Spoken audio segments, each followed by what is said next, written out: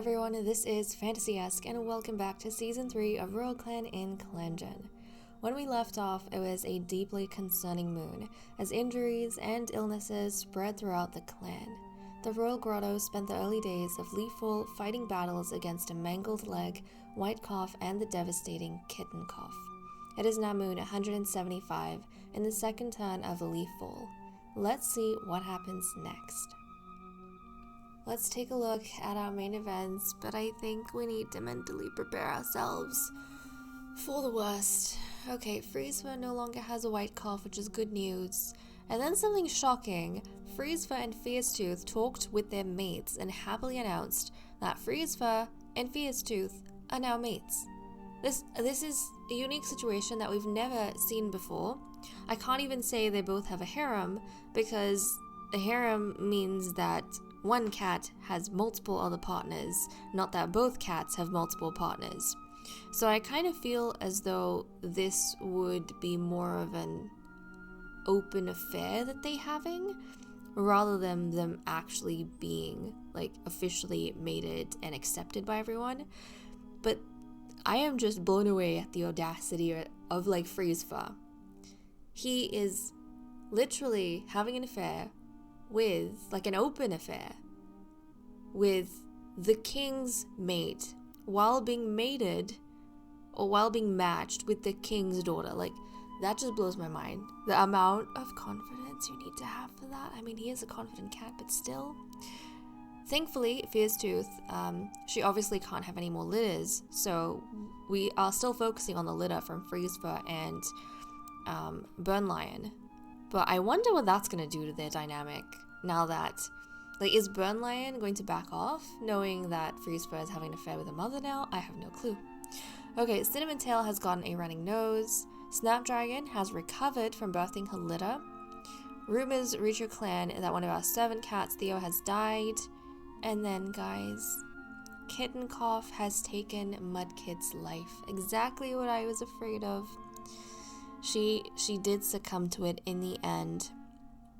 I'm glad that at least Snapdragon could get out of, the nursery or the medicine cat den from birthing her litter and be able to participate in Mudkit's vigil. But that is so devastating. She didn't even get to properly spend time with her kit and see Mudkit's life flourish. The past moon, Mudkit has taken their place in Star Clan. Royal Clan mourns their loss, and their clanmates will miss the spot they took up in their lives. Moments of their life are shared in stories around the circle of mourners, as those that were closest to them take them to their final resting place. Over in the medicine cat den, Bone Beetle still has that mangled leg, nothing out of den, and Cinnamon Tail has a running nose.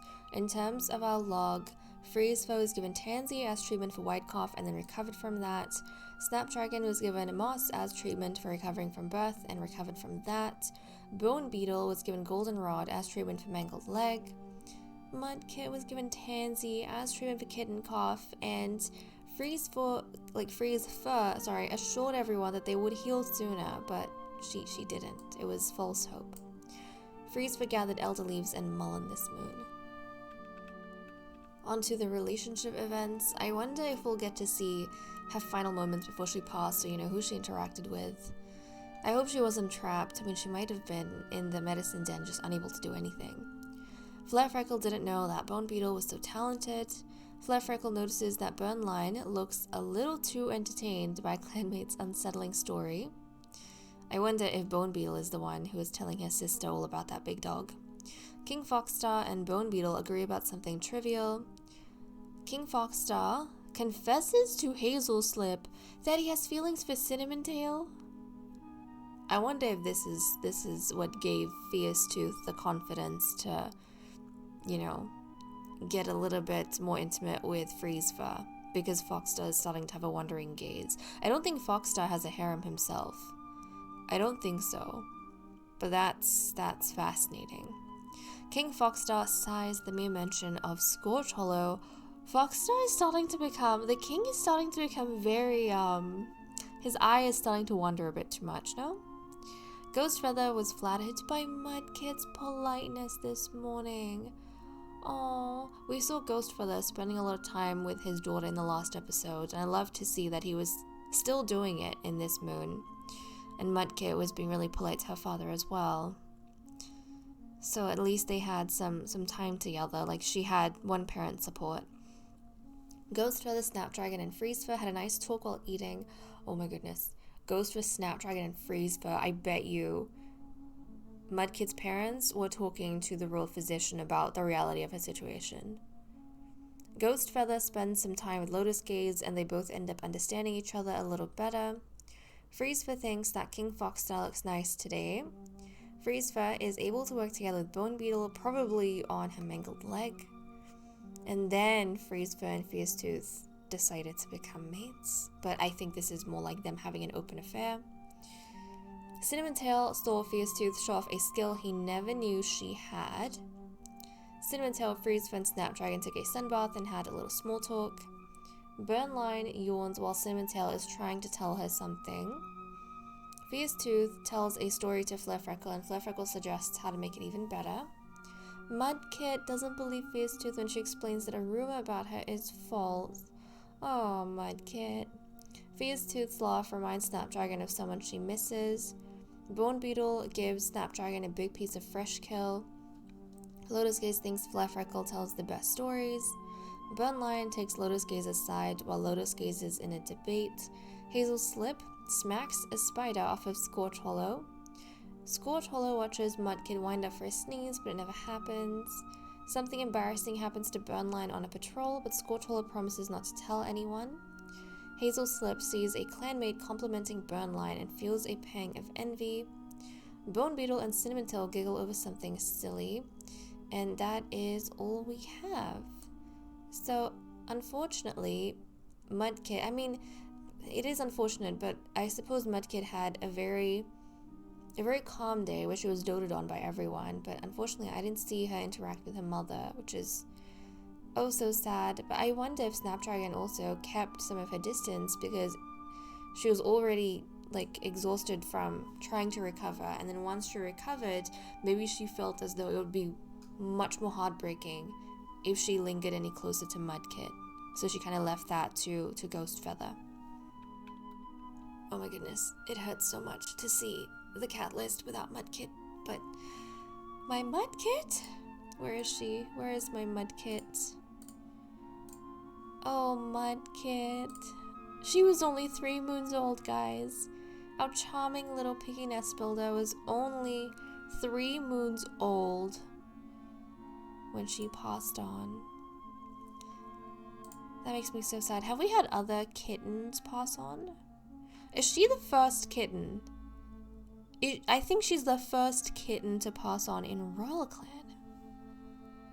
Are you serious? We've had apprentices pass away. We haven't had kittens pass away. We had Hound Paw at 6 moons old who passed on from she was ambushed.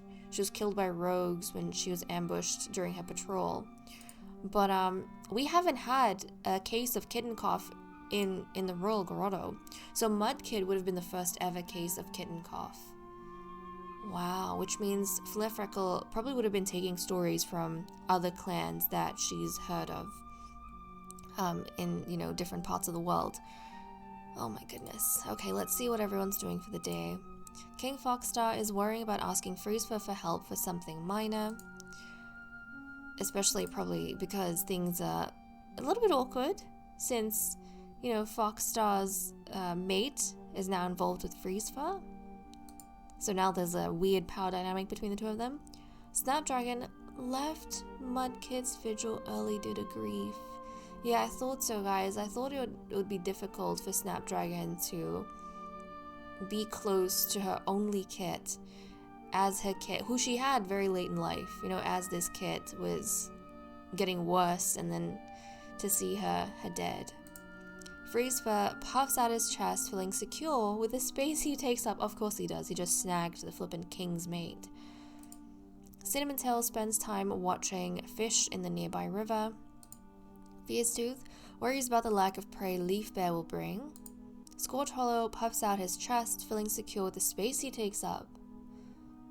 I mean, of course, because Scorch Hollow and Cinnamon Tail have been getting attention from King Fernstar. Fernstar, what am I saying? Sorry, King Foxstar. Fernstar was Foxstar's father, if I'm not mistaken. But Scorch Hollow is hanging out with Freezefur, I'm pretty sure. Yeah, they're both like puffing out their chest. Lotus Gaze cowers in his nest during a particularly rough storm. Bone Beetle worries about the lack of prey Leaf Bear will bring. Burn Lion sharpens her claws. Hazel Slip gets caught up in a vivid fantasy about faraway lands. Flare Freckle pounced on a stray leaf with satisfaction. Ghost Feather will never forget Mudkit. Of course he won't.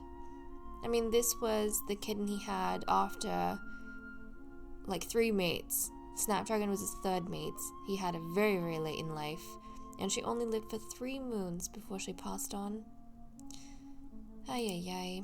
Okay, let's jump over to Cinnamon Tail.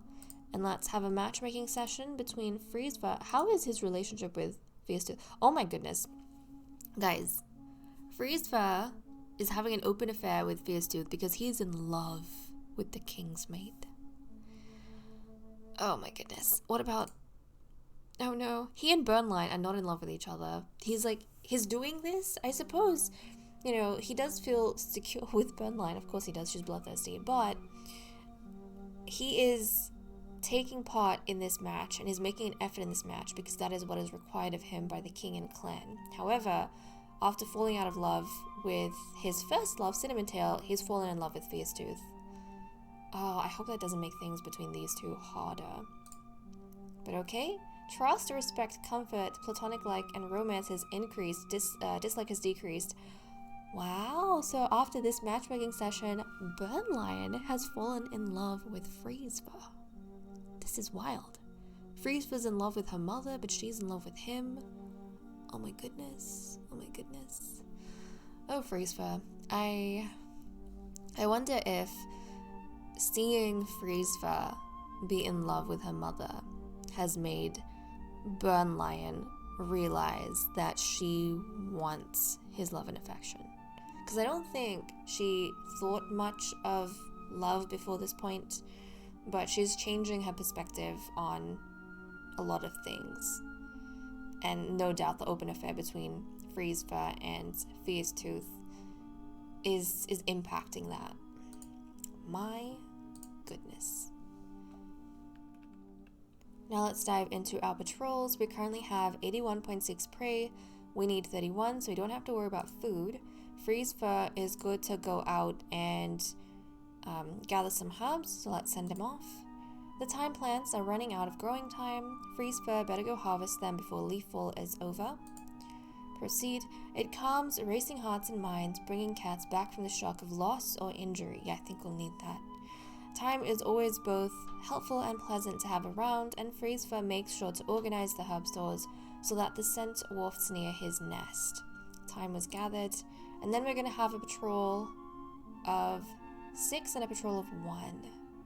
First off, we have Scorch Hollow, Lotus Gaze, King Foxstar, Hazel Slip, Snapdragon, and Burnline. Let's see what they get up to. As she trails behind the patrol, there's a mighty crash above Hazel Slip. She looks around wildly, just as the world is blotted out by a tangle of heavy falling branches. Proceed. Thank goodness. Her clanmates come running at her yowls, and Hazel Slip is soon freed, shaken but unharmed. The patrol settles down as everyone comforts each other. I don't think they would have been able to deal with another loss so soon after Mudkit. And then we have a patrol with Fiercetooth on her own, so let's see what she gets up to. As she heads out to work on his skills, Fiercetooth thinks about the dream she had last night. Was it sent by StarClan? Proceed. Repetitive training brings Fiercetooth to an almost meditative state. Not only is she fairly confident of her next steps, having been given this vision, but she also takes the opportunity to improve on a skill she thinks she's weak at. Okay, so everyone was safe and everything is safe. And that's all we have for this episode. We faced some heartbreak with the death of our precious little Mudkit, it being the clan's first case of kitten cough, and along with this was the development of a very unexpected, open affair between the royal physician and the king's mate. Since we don't have any youngsters to raise, I will be playing off camera until we have another pregnancy notice. With that said and done, I'm going to leave off here. Thank you so much for watching. I hope you all enjoyed, and I will see you all next time. Bye bye.